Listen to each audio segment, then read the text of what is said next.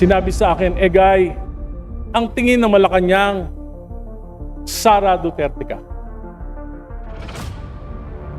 Sabi ko po, nung panahon ng mga Duterte, ako yung kauna-unahan na nagsalita laban sa war on drugs. Tinanggalan pa nga ako ang distrito ng aking pondo ng 1 taon. Yung mga kasama natin na nagpo-prosecute ngayon kay Duterte, they enabled war on drugs. Ako po, nakipaglaban. At hindi ko po nilalabanan ang dinastiya ng Marcos lamang. Dinalabanan ko rin ang dinastiya ng mga Duterte sapagkat alam ko na ang punot dulo ng korupsyon dito sa ating bansa ay ang pataba at ngayon mabubundat ng mga political dynasties. Egay, yung mga salita mo nakakapagpalakas kay Sara Duterte. Sabi ko, mali yan. Secretary, ang nagpapalakas kay Duterte ay ang patuloy ng mga palpak na polisiya ng Administrasyong Marcos. Sinabi magpapakulong December 15, nagpakulong ba kahit isa? Sinabi ipapasa yung Independent Commission for Infrastructure na mag-iimbestiga. Pinasa ba? Binola lang kami. Yes, Madam Speaker, I rise on a matter of May we know the pleasure of the Honorable Egay? question of personal and collective privilege. May we know the... Well, I just have to explain my side because I was suddenly removed and replaced as the senior deputy minority leader yesterday. Would you like to transfer to the majority? The Honorable Egay Herisi has 10 minutes. Please proceed. Thank you, Madam Speaker. Yesterday, I was removed and replaced as senior deputy minority leader without any stated reason. But let me say this clearly. I have no bitterness about my replacement. In fact, I am honored that I was replaced by a fellow liberal and a far stronger fighter for truth and justice, Congresswoman Laila De Lima. She is a former senator, a former secretary of justice, and a woman who sacrificed 6 years of her life in prison for standing up against abuses in government and for speaking for the truth. If there is anyone more worthy to take my place, it is Congresswoman Laila De Lima. Papasalamat din po ako kay Minority Leader Nonoy Libanan. Alam ko po na nakatali ang kanyang mga kamay. Malaki na rin po ang kanyang sakripisyo sapagkat madalas siyang tinatawagan ni Majority Leader Sandro Marcos dahil sa aking tuloy-tuloy na kritisismo sa mga polisiya ng Administrasyong Marcos. Policies, ulitin ko po, policies, not personal attacks. Mr. Speaker, I believe that I have faithfully performed my duty as Senior Deputy Minority Leader. I have raised questions. I have spoken the truth. I have offered well-meaning criticisms in the interest of accountability. But it appears that this House leadership does not welcome criticisms. And that, Mr. Speaker, is the real problem of dynastic politics. When the President of the Republic has a son serving as Majority Leader of this House, there is an unavoidable conflict of interest when a son becomes overly protective of his father instead of protecting the integrity of legislation. Some time ago, I spoke about the failure of President Marcos to protect the integrity of the 2023, 2024, and 2025 national budget. This Congress inserted and diverted some 1.45 trillion in the national budget. This is unprecedented in the history of our country. Defunding major foreign assisted projects and even the computer-generated maintenance allocations for our national highways. Kaya nagkasira-sira na po ang ating mga major highways. Funds from the PhilHealth and the PDIC were also diverted.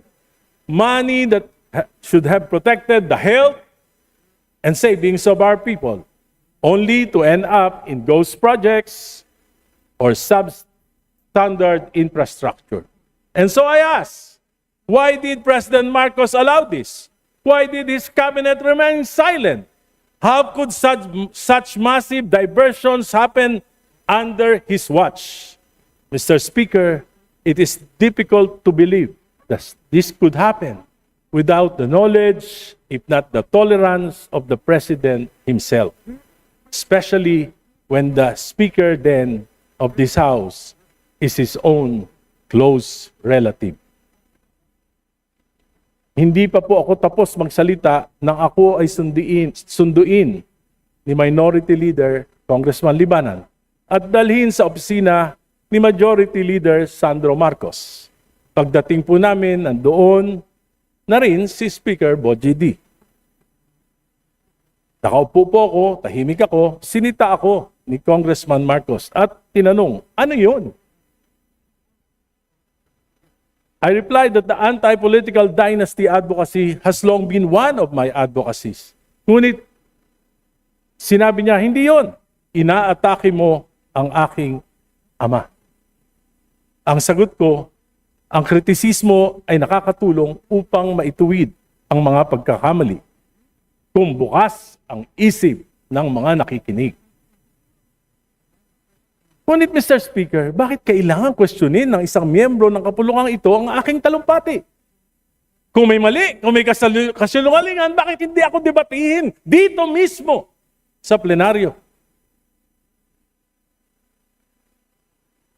Sa aking pag-aaral at sa aking patuloy na pagtatanong, lalo kong nauunawaan kung gaano kalaking pandarambong sa pondo ng bayan ang naganap sa loob ng 3 taon ng Administrasyong Marcos.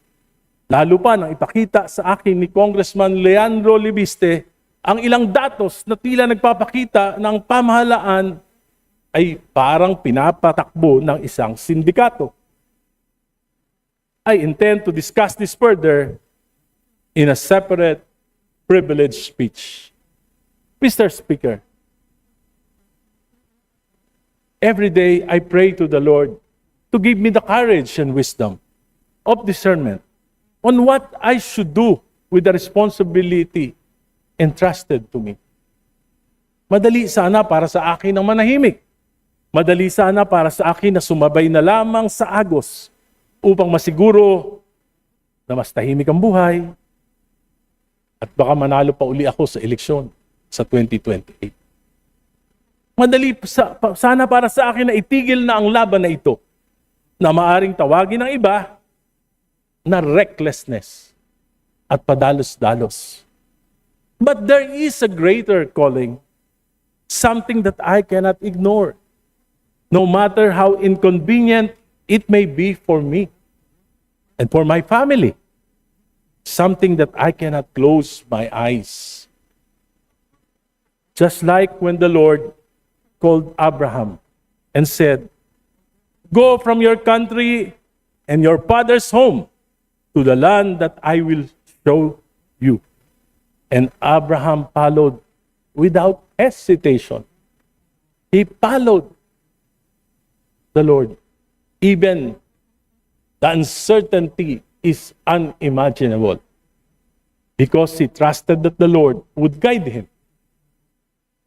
and that he was doing something for God and for his fellow men. For me, what I'm doing is a bit risky. But that would already be an honorable life to live, despite all my weaknesses. 2 weeks ago, may isang gabinete ang kinausap ako. Sinabi sa akin, Egay, ang tingin ng Malacanang, Sara Duterte ka. Sabi ko po, nung panahon ng mga Duterte, ako po yung kauna-unahan na nagsalita laban sa war on drugs. Tinanggalan pa nga ako ang distrito ng aking pondo ng 1 taon. Pero sila, Presidente Marcos, they enabled Duterte.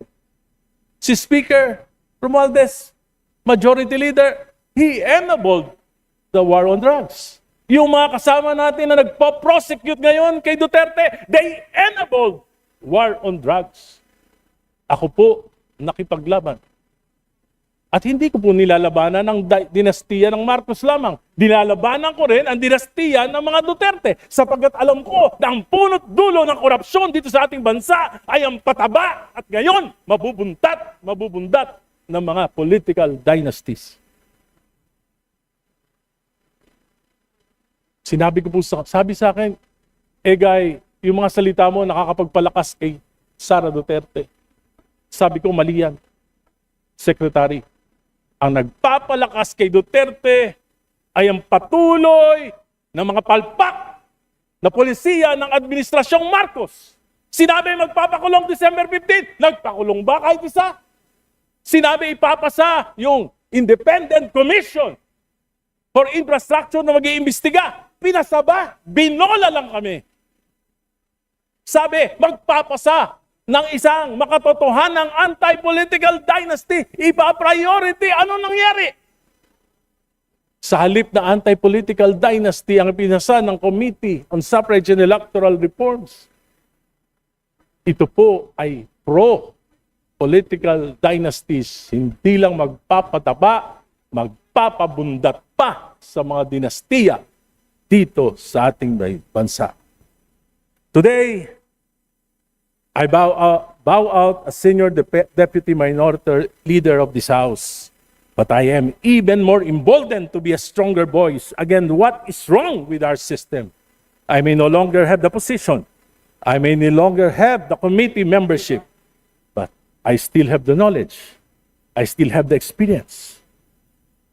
And I have still the voice and commitment to stand against what is unjust, what is corrupt, and what is abusive. I am no longer Senior Deputy Minority Leader, but I will be the equalizer in this House. Thank you, Madam Speaker. Thank you, my colleagues, until my next privilege speech. Thank you.